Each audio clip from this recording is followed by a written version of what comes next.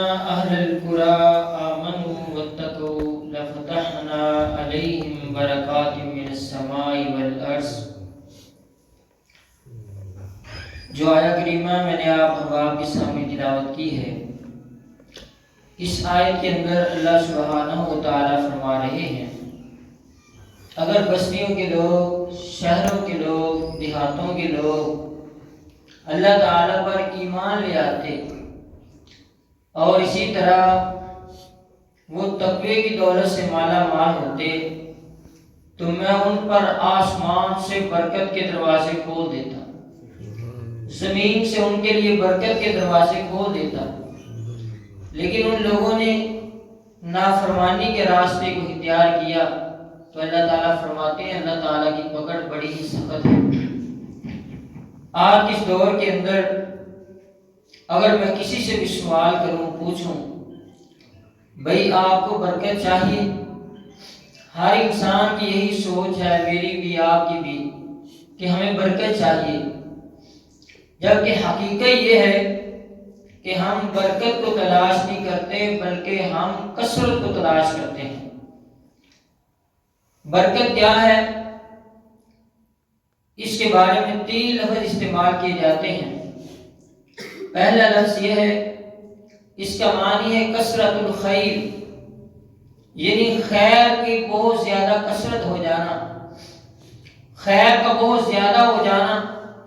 اور اسی طرح اس کا معنی ہے نموف، یعنی جو کچھ اللہ تعالیٰ نے آپ کو دیا ہے اس کے اندر اضافہ ہوتا رہے. اور تیسرا معنی اس کا یہ ہے دوام الثبات، یعنی برکت کا معنی جو نعمت اللہ تعالیٰ نے آپ کو عطا فرمائی ہے وہ عارضی نہ ہو بلکہ وہ آپ کے پاس ہی رہے. یہ برکت کا معنی ہے. آپ نے اکثر لوگوں سے یہ سنا ہوگا کہ پیسے تو بڑی تنہا ہے، بڑے معاملات ہیں، لیکن پیسوں کو پتہ ہی نہیں چلتا آتے کہاں سے ہیں جاتے کہاں ہیں. یہ آپ نے اکثر لوگوں کو سنا ہوگا. اس کی وجہ کیا ہے؟ اس کی وجہ یہ ہے کہ اس میں برکت نہیں ہے. برکت کا حصول بہت ضروری ہے، اس لیے ہمارا سارے کے سارا دین ہی برکت کے بارے میں ہمیں بتاتا ہے. آپ نے یہاں نماز کا آغاز کیا ہے، یہ نماز کا آغاز بھی برکت سے ہے. وَتَبَارَكَ اسْمُكَ، اے اللہ تیرا نام برکت والا ہے، تیرے برکت والے نام سے ہم برکت کا سوال کرتے ہیں. آپ نماز ادا کرتے ہیں، اسی طرح درود شریف پڑھتے ہیں تو آپ اس میں کیا کہتے ہیں؟ اللہم بارک علی محمد وعلی آل محمد کما بارکت علی ابراہیم وعلی آل ابراہیم. کہ اللہ برکت نازل فرما محمد صلی اللہ علیہ وسلم پر اور ان کی آل پر، جیسے تو نے ابراہیم علیہ السلام کو اور ان کی آل کو برکت عطا فرمائی تھی. یہ برکت کا کتنا اہم مضمون ہے، ہماری زندگیوں کے لیے بہت ضروری ہے برکت کا حصول. لیکن بعض لوگ برکت کو حاصل کرنا چاہتے ہیں لیکن اس کے لیے غلط راستہ اختیار کر لیتے ہیں. کوئی اس کے لیے تعویذ استعمال کرتا ہے، کوئی اس کے لیے اور جعلی اور بناوٹی عمل کرتا ہے تاکہ برکت مل جائے، جبکہ برکت کی بجائے منحوست اپنے گھروں میں لے کے آ جاتے ہیں. بعض مائیں بہنیں اپنی عزتیں نیلام کر کے برکت کے نام پہ آ جاتی ہیں، ان کی عزتوں کو لوٹ لیا جاتا ہے. بعض لوگ اپنے کاروبار میں، اپنے رزق میں برکت کے لیے اپنے مال کو لٹاتے رہتے ہیں، برکت کا حصول نہیں ہوتا. اس لیے آج کا یہ درس بہت اہم ہے میرے اور آپ کے لیے کہ ہماری زندگی میں برکت کا ہونا ضروری ہے. لیکن سوال یہ ہے کہ وہ برکت آئے گی کیسے؟ برکت کا منبع کیا ہے؟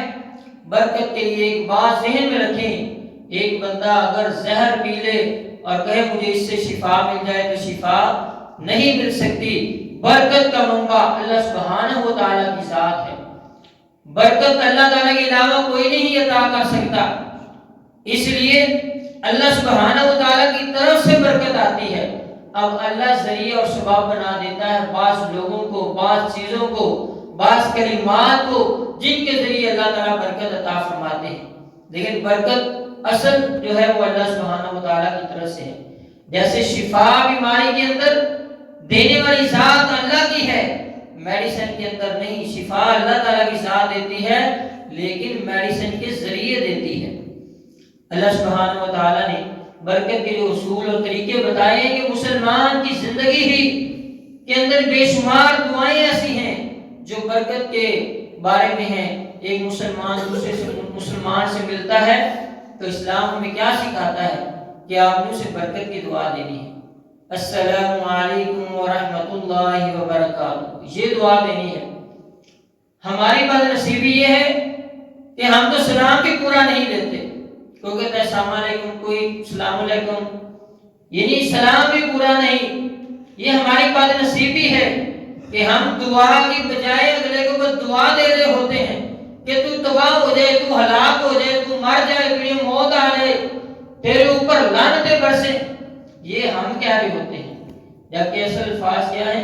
السلام علیکم ورحمۃ اللہ وبرکاتہ، کہ تجھ پہ خدا کی طرف سے سلام ہو اور تیرے اوپر اللہ کی رحمتیں برسے اور تجھے اللہ تعالیٰ برکات عطا فرمائے۔ یہ دعا تھی جو ہم نے چھوڑ دی ہے۔ یہ ملاقات کا سلام ہے۔ وقت متصل میں شارٹ کر لے کے چلتا ہوں، سلام مسلمان کرتا ہے۔ اسی طرح کھانا کھانا ہے تو کھانے کے اندر برکت چاہیے، تو پھر بسم اللہ وعلی برکت اللہ، اللہ تعالیٰ کے نام سے اور اس کی برکت سے کھانا کھاتا ہوں۔ ایک بندے کی شادی ہوئی ہے، اسے عام الفاظ میں مبارک دینے سے بہتر ہے جو رسول اللہ صلی اللہ علیہ وسلم نے کلمات سکھائے ہیں، بارک اللہ لکا وبارک علیکما وجمع بینکما فی خیر۔ یہ اس کو دعا دے کہ اللہ تعالیٰ شادی کرنے والے تجھے برکت دے اور تجھے ہی برکت نہ دے، تیری بیوی اور تم دونوں کو برکت اللہ تعالیٰ عطا فرمائے اور اس میں خیر کو جمع فرما دے۔ یہ برکت کی دعا رسول اللہ صلی اللہ علیہ وسلم نے بیان فرمائی۔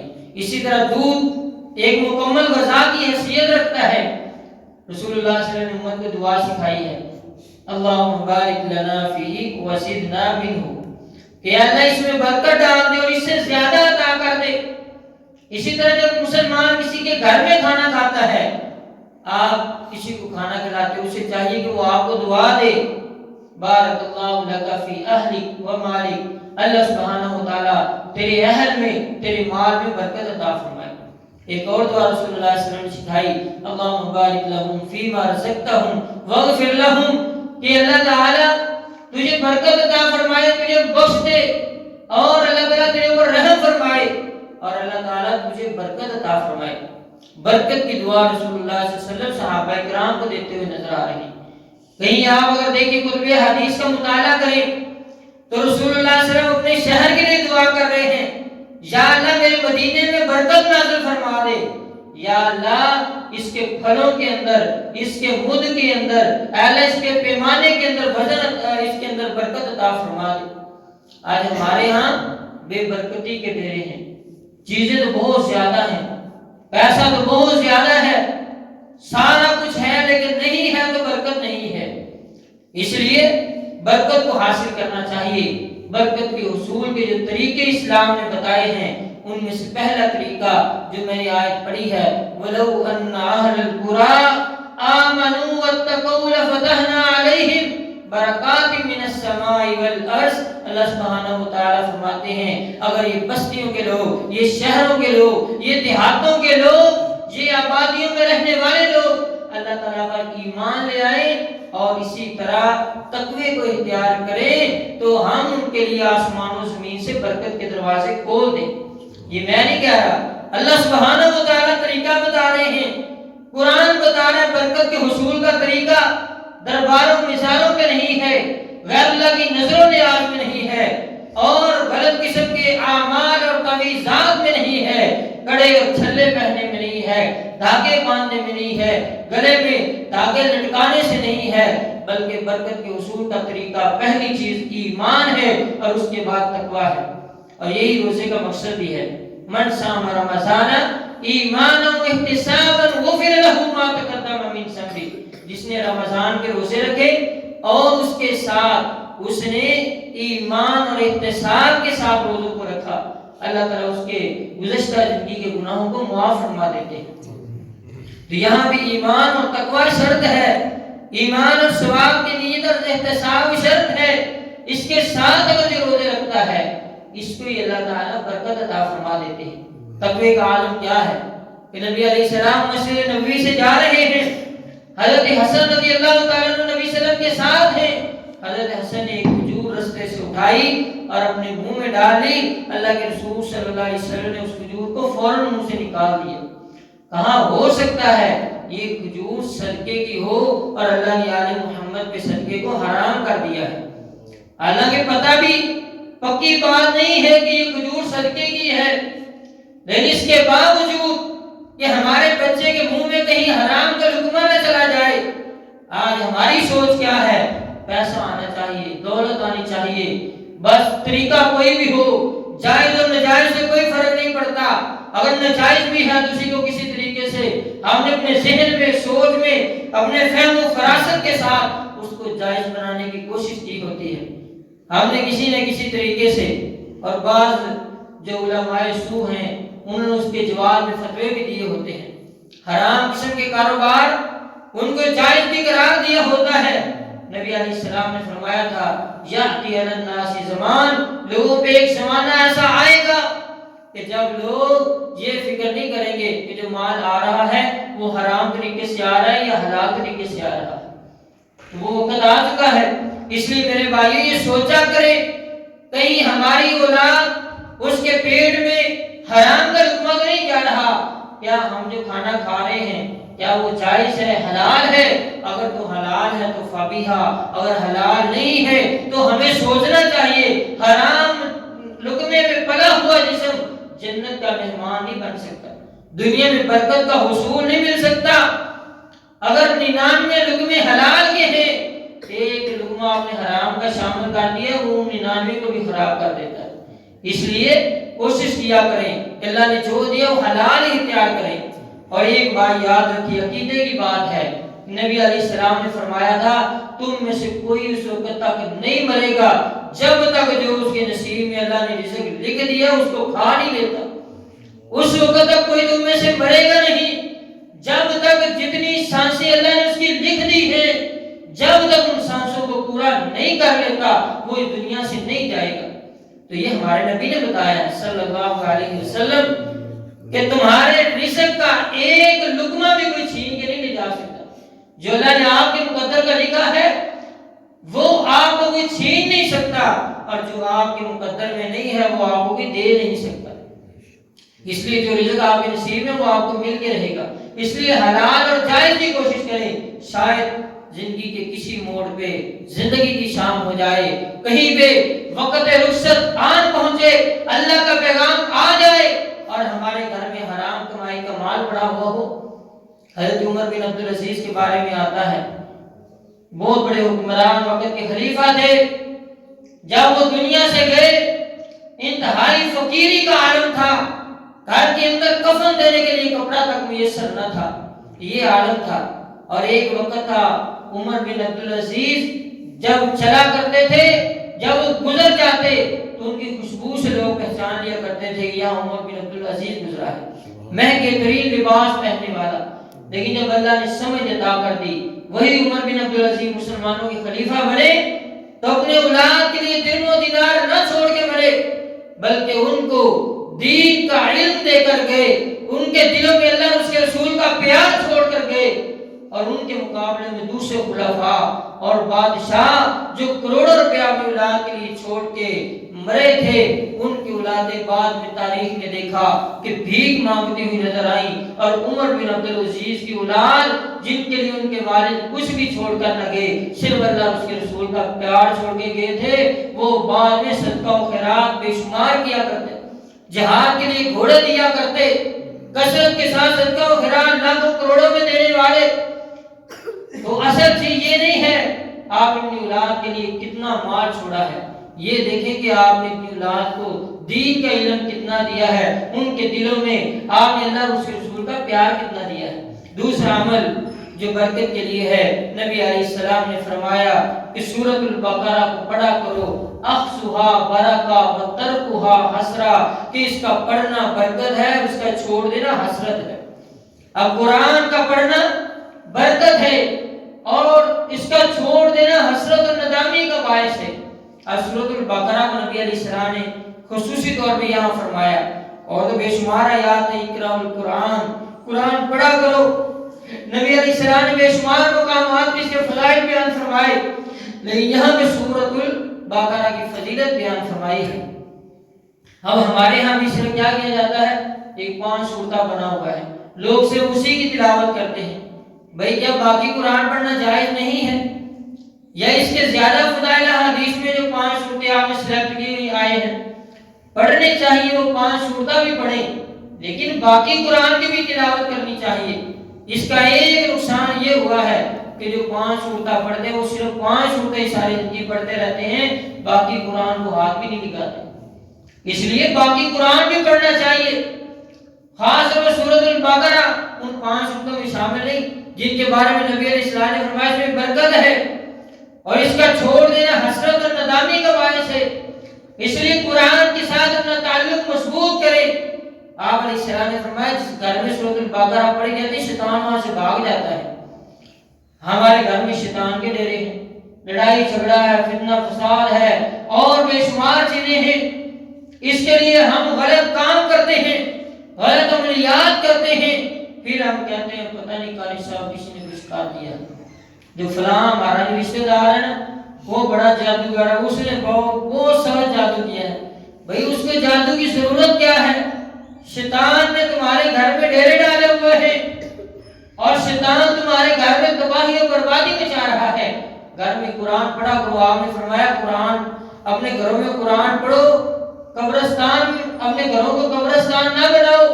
اس کا مطلب یہ قبرستان میں قرآن کی تلاوت نہیں ہے، جہاں قرآن نہیں وہ قبرستان ہے۔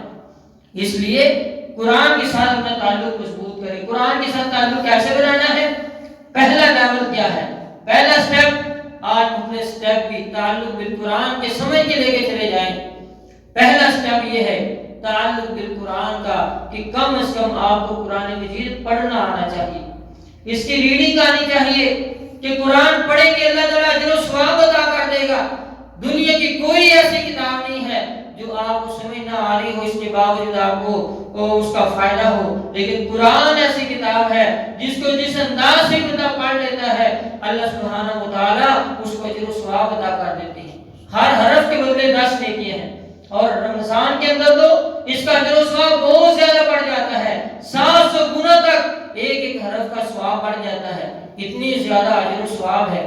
تو اس لیے پہلا لیول یہ ہے کہ قرآن آپ کو پڑھنا آنا چاہیے۔ اگر زندگی میں قرآن نہیں پڑھ سکے، ہم دنیا کا ہر کام سیکھتے ہیں، انگلش ہم نے بچپن میں نہیں پڑھی ہوتی لیکن ہم اس کو سیکھ لیتے ہیں، ہم نے جاپان میں جانا ہو جاپانی زبان سیکھ لیتے ہیں، جنوبی کوریا میں جانا ہو کورین سیکھ لیتے ہیں۔ اس کے لیے ہمارا ذہن بھی، ہم یہ نہیں کہتے ہمارا ذہن بڑا ہو گیا ہے کام نہیں کرتا ہے، ہماری زبان موٹی ہو گئی ہے، یہ ہو گیا فلاں ہو گیا ہے، یہ سارے کے سارے بہانے ہم نے قرآن کے لیے رکھے ہوئے۔ ہمارے کپڑے پاک نہیں ہیں، ہم کیا کریں؟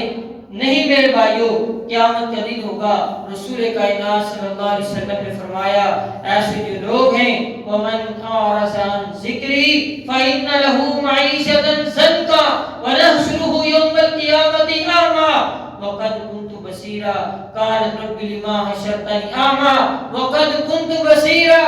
اللہ سبحانہ و تعالیٰ فرماتے ہیں جن لوگوں نے دنیا میں ہمارے ذکر کو بلا دیا تھا، قیامت کے دن وہ آئیں گے کہ اللہ سبحانہ و تعالیٰ ان کو نبینا کر کے اٹھائے گا، اور وہ کہیں گے یا اللہ دنیا میں تو ہم دیکھا کرتے تھے، دنیا میں معیشت تنگ، آخرت میں اندھا کر کے اٹھایا جائے گا جو لوگ قرآن نہیں پڑھتے۔ اللہ تعالیٰ سے کہیں گے یا اللہ یہ کیا معاملہ ہے؟ اللہ فرمائیں گے دنیا میں میں نے تمہیں پیغام دیا تھا، میسیج دیا تھا، اگر موبائل پہ میسیج آیا ہو وہ سمجھ نہ آ رہا ہوتا تھا تو 20 لوگوں سے پوچھتا تھا، تیری عزت میں کوئی فرق نہیں پڑتا تھا، تیری شان کم نہیں ہوتی تھی، تیرا مقام کم نہیں ہوتا تھا۔ موبائل کی سمجھ نہیں آ رہی، کمپیوٹر کی سمجھ نہیں آ رہی، کاروبار کی سمجھ نہیں آ رہی تو دوسروں سے پوچھ لیتا تھا، تیری عزت اور وقار میں کوئی فرق نہیں آتا تھا، تو یہ شرم آتی تو صرف قرآن سیکھنے میں آتی تھی۔ اللہ تعالیٰ فرمائیں گے دنیا میں تجھے قرآن کو بلا دیا تھا، آج ہم نے تجھے بلا دیا ہے، کل قیامت کے دن نبینا کر کے اٹھایا جائے گا۔ جس کا تعلق قرآن سے نہ ہوا، اور رمضان اور قرآن کا بڑا گہرا تعلق ہے، بڑا ہی گہرا تعلق ہے، کثرت کے ساتھ قرآن کی تلاوت کریں۔ بعض ائمہ کے بارے میں آتا ہے وہ ایک ایک رات میں پورا قرآن پڑھ دیا کرتے تھے۔ یہ ائمہ کی محبت ہے قرآن سے، ہماری بھی ایسی محبت ہونی چاہیے اگر ہم چاہتے ہیں برکت کا حصول ہو جائے۔ آگے دوسرا سٹیپ کیا ہے؟ دوسرا سٹیپ ہے قرآن پڑھے لیکن تلفظ کے ساتھ پڑھے۔ اگر آپ تلفظ کے ساتھ نہیں پڑھتے، مخارج کے ساتھ اگر اس کو درست کر کے تو صحیح کما حق کو اس کا فائدہ اور اجر و ثواب نہیں ہو سکتا، آپ کے دل کو وہ سکون اور چین نہیں مل سکتا جو ملنا چاہیے۔ ہم کہتے ہیں قاری صاحب قرآن تو پڑھا ہے لیکن سکون بھی نہیں ہوا، وجہ کیا بھی آپ نے صحیح پڑھا ہی نہیں۔ جب آپ صحیح پڑھیں گے، جہاں مد ہے وہاں مد کریں، جہاں غنہ ہے وہاں غنہ کریں، جہاں پہ وقف ہے وہاں وقف کریں، جہاں پہ لمبا کرنا ہے لمبا کریں، اور جہاں ملانا ہے وہاں ملائیں، جہاں وقف کرنا ہے وہاں وقف کریں۔ یہ ساری کی ساری کون سا حرف کہاں سے ادا ہوتا ہے یہ آپ کو پتا ہونا چاہیے۔ اب دیکھیں نا ہمارے ہاں، میں ایک مثال دیتا ہوں، ہمیں الحمد اب ہم کہنا ہا کے ساتھ، اس کا معنی ہے تمام قسم کی تباہیاں، تمام قسم کی بربادیاں۔ آگے ہم کس کا نام لیتے ہیں؟ اللہ تعالیٰ کا۔ تو استغفر اللہ یہ ہم پڑھتے ہیں، اصل ہے الحمد ہا کے ساتھ ہے، اس کا معنی تمام تعریفیں اللہ کے لیے ہیں، یعنی معنی ہی بدل جاتا ہے۔ بعض حرف کی جگہ لوگ اور زبر زیر حرکت بدل دیتے ہیں، جیسے انعامت آتا ہے سورہ فاتحہ میں، وہاں انعامت پڑھ دیں تو مطلب ہی بدل جاتا ہے، وہاں پہ اس کا مطلب ہے میں نے انعام کیا، اور انعامت کا معنی یا اللہ تو نے انعام کیا، کتنا فرق پڑ جاتا ہے۔ ایک لفظ کو تھوڑا سا لمبا کر دیں، اس کا معنی ہاں سے نہ جو ہو جاتا ہے، مثبت سے منفی ہو جاتا ہے، منفی سے مثبت ہو جاتا ہے، اتنا فرق پڑ جاتا ہے۔ لمبا کرنے تھوڑا سا زیادہ لمبا کر دیں، تھوڑا سا کم لمبا کریں، اتنا فرق پڑ جاتا ہے۔ اس لیے قرآن کو کسی اچھے سے قاری صاحب کی آواز میں نیٹ سے ڈاؤن لوڈ کر لیں، سنیں آپ، اسی طرح سننے سے آپ کا قرآن ٹھیک ہو جائے گا۔ اس کا طریقہ یہ ہے، آپ پہلے سرچ کریں چھوٹی سی سورت لیں، چھوٹی سی سورت نیٹ میں لیں جی بھائی میری صاحب بتا رہے ہیں ادھر بھی تجوید وغیرہ کے حوالے سے کلاس ہو رہی ہے، تو ماشاءاللہ عصر کے بعد تو اس کے اندر شریک ہوں آپ، یہ بہت سنہری موقع ہے۔ بعض جگہ پہ تو اساتذہ میسر نہیں آتے، سکھانے والا نہیں ہوتا، تو یہاں پہ آپ کو الحمدللہ یہاں تو تعلیم دی جا رہی ہے قرآن کی، تو یہ سیکھنا آپ کے اوپر ضروری ہے۔ کہیں کل قیامت کے دن اللہ یہ نہ کہے آپ کی مسجد میں تو تجوید کا کورس بھی ہوتا تھا، قرآن کو ٹھیک پڑھنے کا کورس بھی کروایا جا رہا تھا، آپ اس میں شریک نہ ہو سکے، 10-15 منٹ 20 منٹ آدھا گھنٹہ نہیں نکال سکے، اللہ کو ہم کیا جواب دیں گے؟ تم اس پہ بڑی لمبی بحث ہو سکتی ہے، لیکن مختصر یہ کہ قرآن کو تجوید کے ساتھ، ترتیل کے ساتھ، مخارج کے ساتھ ادا کریں گے، پڑھیں گے، آپ کو سکون بھی ملے گا، اور جو اس کا مقصد ہے وہ بھی حاصل ہوگا، اللہ کی برکتوں کا نزول بھی نازل ہوگا۔ اس کے بعد تیسرا سٹیپ یہ ہے قرآن کو ترجمے کے ساتھ پڑھیں۔ تیسرا سٹیپ کیا ہے؟ قرآن کو ترجمے کے ساتھ پڑھیں، اس میں آپ کو بڑی خیر و برکت ملے گی، آپ کو صحیح عقیدہ ملے گا، آپ کو کوئی گمراہ نہیں کر سکے گا۔ جب آپ کے پاس قرآن کی دولت ہوگی پھر آپ کو کوئی گمراہ نہیں کر سکے گا۔ اس لیے ترجمے کے ساتھ پڑھیں کہ ہمارے رب نے ہمیں کیا کہا ہے، ہمارے رب نے ہمارے ساتھ کیا کلام کیا ہے، قرآن ہمیں کیا کہتا ہے، یہ اللہ کا میسج کیا ہے، اللہ کا حکم کیا ہے ہمارے لیے، ہم کیا کر رہے ہیں، ہمیں کیا کرنا چاہیے، ہمارے رب کے فیصلے کیا ہیں، یہ ساری چیزیں آپ ترجمہ پڑھیں گے تو اس میں آپ کو سمجھ آئے گی۔ کم از کم تیسرا سٹیپ ترجمہ۔ چوتھا سٹیپ یہ ہے کہ اگر ترجمہ پڑھ لیا ہے پھر قرآن کی تفسیر سمجھنے کی کوشش کریں، اس کے لیے بھی بے شمار تفاسیر مل جاتی ہیں۔ آپ احسن البیان مختصر تفسیر ہے اس کو پڑھ لیں، اور مختصر تفاسیر ہیں ان کو پڑھیں، تفاسیر کو، اس کی قرآن مجید کی تشریح اور توضیح کو سمجھنے کی کوشش کریں، اس سے بڑا فائدہ ہوگا۔ صحابہ کرام اس وقت تک آگے نہ چلتے جب کسی آیت کو سمجھ نہ لیا کرتے، اس لیے یہ سمجھنا، یہ تیسرا چوتھا سٹیپ ہے کہ آپ نے تفسیر کے ساتھ قرآن سمجھنا، اس کی وضاحت و تشریح پڑھنا کہ اللہ نے کیا کہا ہے، اسی کو کھول کر دیکھنا اس میں کیا بیان ہوا ہے، یہ چوتھا سٹیپ ہے۔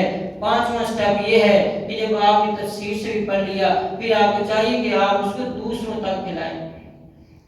اس کو آگے اس علم کی روشنی کو دوسرے تک پھیلائیں، اپنے تک محدود نہ رکھے اس برکت کو، بلکہ اس برکت کے ساتھ دوسروں کو بھی شامل کر لے، اپنی اولاد کو، بیوی بچوں کو۔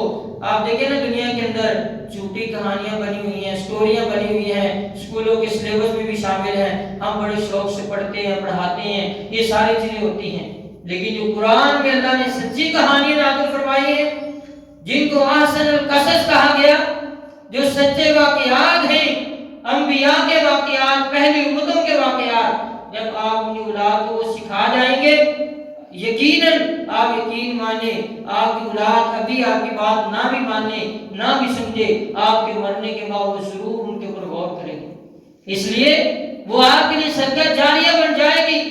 اس لیے بجائے کہ ہم بچوں کو تھرسٹی کرو کی کہانی سنائیں، آپ ان کو گریڈی ڈاگ پڑھائیں، آپ ان کو کوئی اور اس طرح کے سٹوریز سمجھائیں اور پڑھائیں، قرآن کے سچے واقعات بتائیں، بچوں کا شوق، انٹرسٹ بھی بڑھے گا، اور یہ آپ کے لیے صدقہ جاریہ بھی بن جائے گا۔ انبیاء کے واقعات سنائیں، یہ ساری کی ساری چیزیں تعلق بالقرآن، کہ آپ دوسروں کو قرآن کی دعوت دیں، اسی طرح قرآن پہ خود بھی عمل کریں، جو قرآن نے کہا ہے اس کے مطابق اپنی زندگی کو ڈھال لیں۔